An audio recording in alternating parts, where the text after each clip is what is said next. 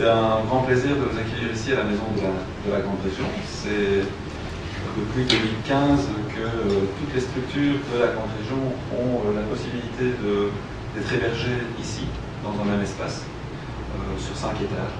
Donc vous retrouvez le secrétariat du sommet politique de la Grande Région, vous trouvez ce que je préside, c'est-à-dire le comité économique et social de la Grande Région, c'est-à-dire les partenaires sociaux. Alors en 2 mots, la Grande Région, c'est 5 territoires. C'est le Grand-Duché de Luxembourg, un État. C'est la Lorraine et par extension la région de Grand Est, puisque vous savez qu'en France, depuis le 1er janvier, il y a une réforme territoriale qui a permis d'augmenter le nombre d'habitants de cette grande région qui est passé de 12 à 15 millions d'habitants. Il y a 2 Länder allemands, donc il y a la Rhénanie-Palatinat et la Sarre, il y a la communauté germanophone et il y a la Wallonie. Et donc, les partenaires sociaux, donc patronat et syndicats, on se rencontre régulièrement. Il y a différents groupes de travail. Un groupe de travail sur la compétitivité, donc comment ensemble, au sein de ce bassin de vie, bassin de développement entrepreneurial, bassin d'emploi, parce que ce sont 210 000 travailleurs frontaliers, et ça augmente chaque année, et les prévisions à 10 ans donnent 100 000 travailleurs frontaliers supplémentaires, donc ça pose un certain nombre de problèmes. Donc la compétitivité, c'est un des groupes de travail. Le deuxième, c'est tout ce qui touche à la formation professionnelle, notamment la formation professionnelle tout au long de la vie. On a un groupe de travail qui se penche sur la mobilité, les infrastructures. C'est clair que pour les entreprises, pour les travailleurs, il faut davantage de transports en commun, il faut davantage de routes, il faut favoriser le télétravail pour à la fois être en phase avec l'évolution de la technologie, mais aussi pour diminuer les embouteillages sur les routes. Alors, bon là, le télétravail dans la Grande Région se heurte à 2 verrous. Un verrou fiscal et un verrou social. C'est qu'on ne peut pas télétravailler plus d'un certain nombre de jours, c'est très peu. Et donc on essaie effectivement de faire évoluer ce genre de choses, parce que nous pensons qu'avec l'émergence aussi de nouveaux travailleurs, ce qu'on appelle les travailleurs collaboratifs, les freelance, il y aura de plus en plus de travailleurs qui vont vouloir effectivement télétravailler ou aller dans ce qu'on appelle des tiers-lieux. Donc ce sont des lieux entre le lieu de travail et le domicile et qui, c'est déjà très développé en Allemagne, permettent aussi d'améliorer à la fois la qualité de vie des salariés, des travailleurs, et de diminuer l'impact du trafic à certaines heures de la journée. Et puis on a un groupe de travail santé. C'est un groupe de travail qui a mis en place un certain nombre d'accords cadres au sein de la Grande Région, entre hôpitaux, entre praticiens, entre services d'urgence, entre hélicoptères qui s'occupent des extrêmes urgences sur les accidents. Ce groupe de travail, je souhaitais qu'il traite aussi de la silver economy, donc toute l'économie liée au vieillissement de la population. C'est vraiment un projet qu'on peut partager sur un territoire de 12 millions à 15 millions d'habitants. On vit les mêmes problématiques de vieillissement de population. On voit qu'aujourd'hui, il y a 2 bombes sociales dans nos sociétés, à la fois le financement des pensions, qui n'est acquis sur aucun des territoires, et le financement des soins de santé, puisqu'on vit de plus en plus âgés, nous sommes de plus en plus nombreux, et si nous voulons continuer à ce que la majorité de nos citoyens profitent de soins de santé corrects, il faudra effectivement innover pour amener l'hôpital à domicile, pour développer la technologie qui va permettre de réduire le coût des soins de santé. Ça commence aujourd'hui, donc c'est un beau chantier. Je terminerai en disant que je ferai le lien avec ce qui nous occupe aussi, les technologies, les drones. C'est qu'il y a un focus spécifique sous la présidence wallonne des partenaires sociaux, c'est sur la politique industrielle. Je pense qu'il y a une articulation qui devrait être renforcée entre tous les acteurs de l'industrie manufacturière haute valeur ajoutée dans les grandes régions. D'abord parce que dans cet espace transfrontalier, les premiers clients à l'export des entreprises, ce sont les clients qui sont de l'autre côté de la frontière. Vous êtes un exemple, puisque vous prestez des services et vous allez au départ de Luxembourg, en Belgique, en France, en Allemagne. Donc voilà, c'est important. Et puis aussi parce que je suis convaincu que des entreprises dans des domaines qui sont similaires ou complémentaires peuvent trouver des marchés. Je prends un exemple à Eupen, une entreprise dans la manufacture métallique a eu un problème de machine et son fournisseur était en Asie. Et il a trouvé, parce qu'il fallait aller très vite, à 50 km du côté allemand, une entreprise qui pouvait l'aider à solutionner son problème, et depuis travailler ensemble pour conquérir des marchés plus lointains. Donc je pense que ce que nous voulons, c'est donner l'image d'une région à visage humain. Ce qui est important en dehors des structures, c'est vraiment les personnes, les lieux qui hébergent des initiatives comme les vôtres. À titre personnel, j'aime bien les nouvelles technologies. Je trouve que les drones font partie des technologies du futur. On le voit aux États-Unis, on le voit en Angleterre, on le voit en France. En Belgique, ça démarre. Au Luxembourg, ça va démarrer. Parce qu'on ne peut plus aujourd'hui faire l'économie de cette technologie. Et donc, merci pour votre présence aujourd'hui et une bonne conférence de presse. Mesdames, Messieurs, je suis très heureux de vous accueillir ici à la Maison de la Grande Région en tant que président de la Fédération belge Drône Valais. Je voudrais d'abord remercier M. Philippe Ledan pour avoir eu l'amabilité d'accéder à notre requête et de mettre à notre disposition un tel lieu emblématique. Alors pourquoi la Grande Région? La Fédération Drône Valais, bien que majoritairement composée d'entreprises belges, a une vocation surtout en matière de partenariat à l'internationalisation. C'est pour cette raison que nous accueillons aujourd'hui quelques acteurs qui démontrent que travailler ensemble, au-delà des frontières, est possible. C'est même indispensable à l'heure de la mondialisation galopante. Alors, les technologies et la science transforment nos vies à des vitesses parfois dégoûtantes. Utiliser avec intelligence ces innovations ouvre les portes d'une nouvelle ère aux possibilités extraordinaires. Alors le drone en est un des exemples des plus concrets. Certains secteurs sont ou seront impactés par cette révolution et par la technologie drone qui accélère aussi la transformation numérique des entreprises et des services publics. Un des plus importants est le secteur de la maintenance industrielle, suivi du secteur de la construction, et en passant par tout ce qui concerne la sécurité des biens ou personnes en général. Je pense par exemple aux services de police, également les services de secours qui encadrent les pompiers, la protection civile, etc. Alors tout ceci c'est bien, mais ça nécessite un encadrement et surtout, ce qui est le sujet de la conférence aujourd'hui, c'est de la formation. Alors formation tant pour un usage créatif et pédagogique, dans les écoles, dans les entreprises, que pour le citoyen lambda. Formation également aux métiers de demain qui seront impactés par cette nouvelle technologie. Alors, le décor étant en place, je céderai la parole après aux différents intervenants du jour, Madame Watley pour la World Drone Academy, qui sera suivie de M. Grolet pour Lux Protect International, et je reprendrai la parole, M. Provost étant souffrant pour Xamen Technologies. M. Ledan assurera la conclusion.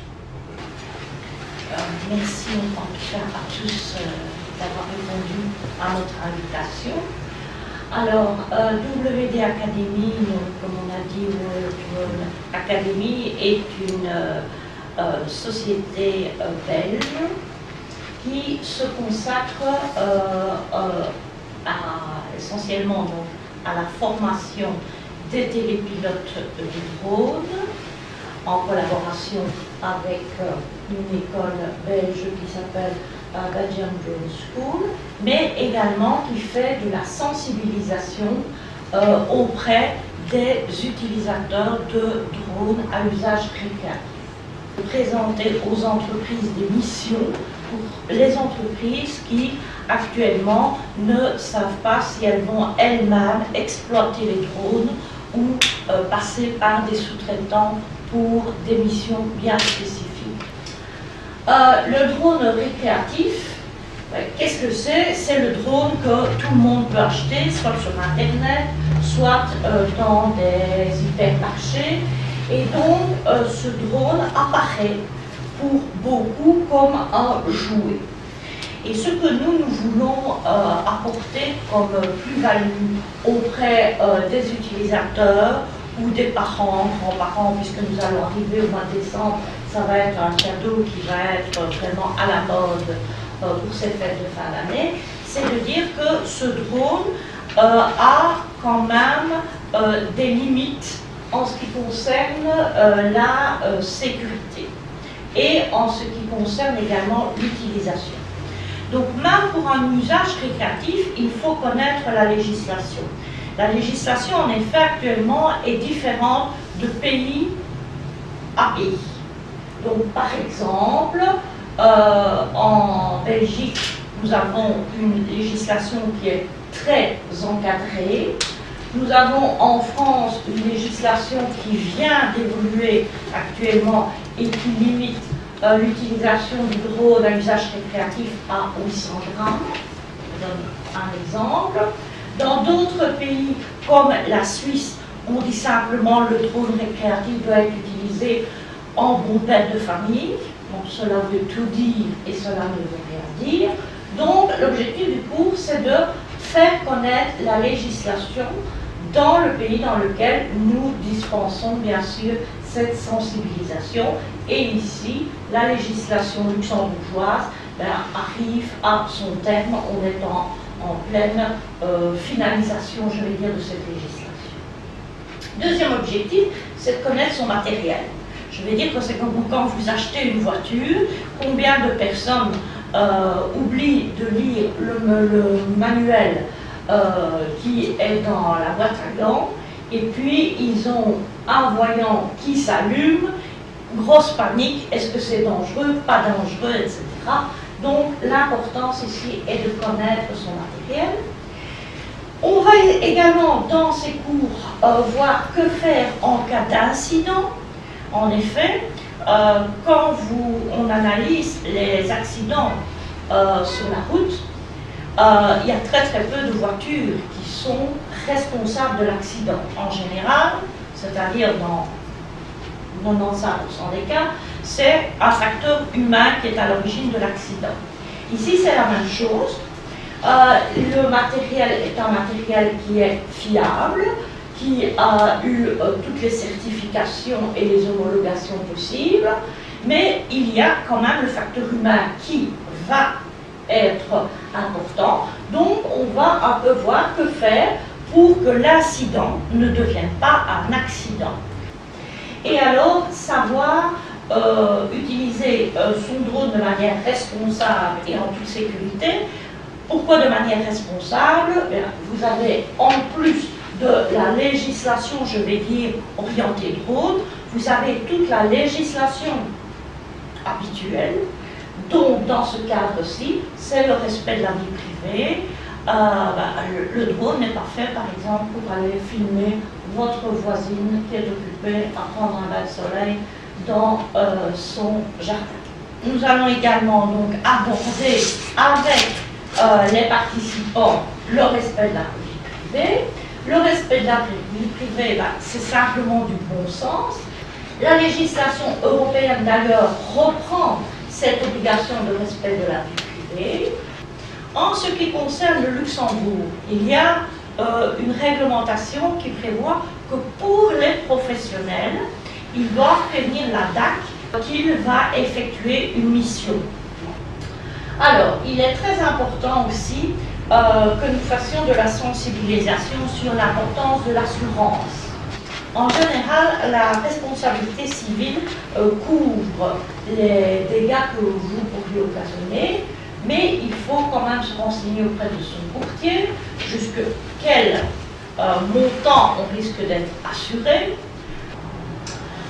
La législation, donc, comme je vous l'ai dit, la législation varie actuellement de pays en pays, et vous devez donc connaître la législation du pays dans lequel vous allez pouvoir voler. Donc ici, on va expliquer la législation en ce qui concerne le Grand-Duché, mais on abordera aussi dans ces formations un peu de législation française, un peu de législation belge ou un peu de législation allemande.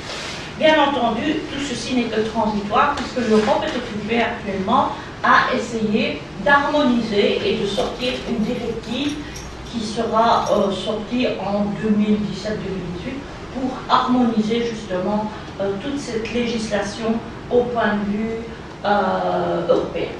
Alors, en ce qui concerne le Grand-Duché, ils vont légiférer dans le cadre de l'usage récréatif et pas pour le moment dans l'usage professionnel. Pourquoi? Parce que le Grand-Duché considère que le professionnel, il va travailler dans le domaine de son emploi et des missions professionnelles, donc il sait un peu ce qu'il va faire. Ce que le législateur grand-ducal craint, c'est justement cette multiplicité d'aéronefs télépilotés par monsieur et madame tout le monde, et que ces aéronefs, justement, vont entraîner des incidents et des accidents, et que ce sera cela qui va donner, je vais dire, une mauvaise image aux drones en général. Et donc, pour défendre le professionnel, on commence ici la sensibilisation et la réglementation pour le particulier. En ce qui concerne les drones récréatifs, il y aura en Luxembourg une immatriculation du drone. Donc, pourquoi? Justement, il y a un certain nombre de drones qui se perdent. Et si jamais ce drone, en se perdant, faisait des dégâts quelque part, c'est intéressant pour que les autorités puissent pouvoir repérer le propriétaire du drone et que les assurances puissent se retourner éventuellement contre le propriétaire. Donc je me présente, Benoît Drolet, donc directeur de l'école de garde du corps et d'autoprotection sur tout le Drolet, prévention, gestion de l'agressivité, etc. Et donc prochainement, nous lançons également LuxProtect International, qui sera donc une école et surtout une société de sécurité, évidemment aussi en rapport avec ceci, notamment pour la formation de garde du corps. On m'a demandé début de l'année septembre, certains gardes du corps n'étaient pas très compétents pour la formation, pour leur mission, mais aussi que certains gardes du corps étaient trop violents au niveau des missions qu'ils avaient. Donc il a formé les gardes du corps avec une technique assez particulière, très efficace de défense, mais aussi une philosophie de non-violence.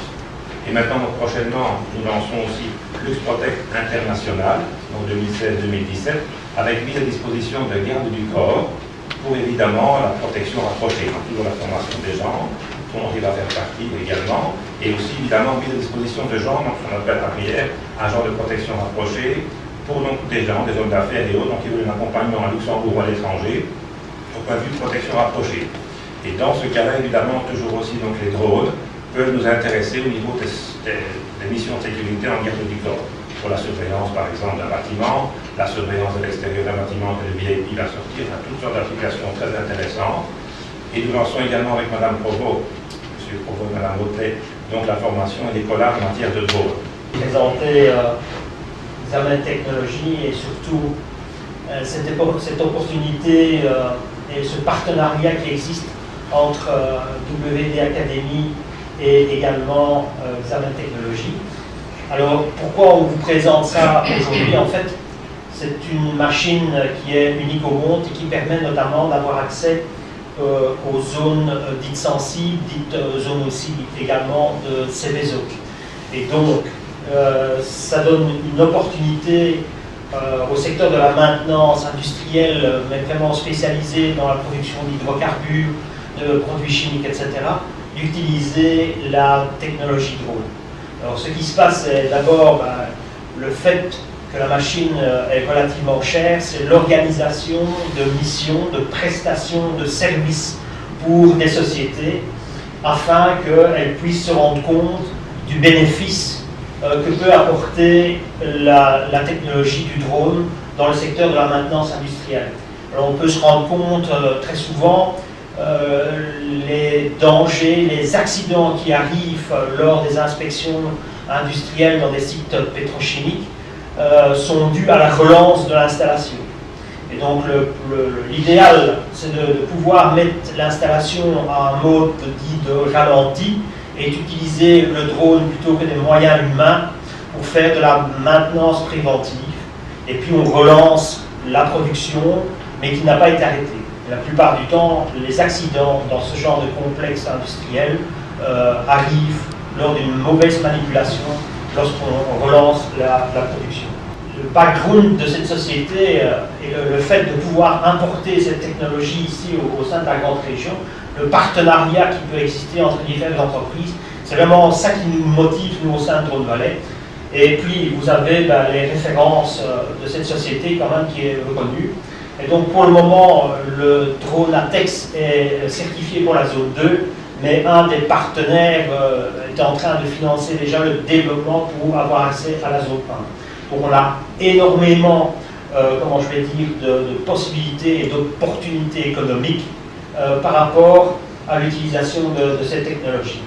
Alors, il faut savoir également que de nouveaux produits sont arrivés, et notamment l'utilisation du drone dans le cas de transfert de marchandises, de colis de médicaments, d'échantillons sanguins dans le cadre de la marine marchande et surtout au niveau des pétroliers. Les pétroliers sont considérés comme des zones dites sensibles, et donc l'utilisation de drones entre différents bateaux permet notamment de limiter les coûts, puisqu'un pétrolier, lorsqu'on doit l'arrêter, ça coûte environ entre 3 000 et 9 000 $. Tandis qu'avec la machine, la technologie embarquée, le drone suit le pétrolier, va repérer sa cible et atterrir, ou même rester en l'air et déposer le colis avec un petit drone. Donc voilà. Le but ici, c'est de sensibiliser les entreprises, mais également les corps de sécurité tels que les pompiers. Les pompiers peuvent utiliser ce genre de technologie dans le cadre de la prévention surtout, et il y a une demande aussi en matière d'utilisation de cette technologie, mais en intervention, avec des drones qui ne sont pas à texte, mais qui permettent aux services de secours d'être opérationnels en 30 secondes dans le cas d'un sinistre. Mais ça, je répondrai aux questions par la suite. Je vous remercie de votre attention.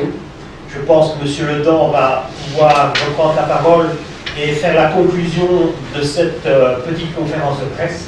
Je pense qu'il faut pouvoir ensemble accélérer la mise en œuvre d'un certain nombre de services à destination des entreprises pour à la fois créer de l'activité nouvelle, rendre plus concurrentielle des entreprises actuelles qui pourraient trouver des perspectives de développement au départ des drones, et aussi effectivement créer de l'emploi, puisqu'on voit que dans les pays qui sont en pointe au niveau des drones, États-Unis, Angleterre et autres, c'est aussi une source de nouveaux emplois, et donc il va falloir former les pilotes, former des utilisateurs potentiels, et on voit que les champs d'utilisation du drone sont très larges, et donc bonne chance à toutes et à tous. Voilà.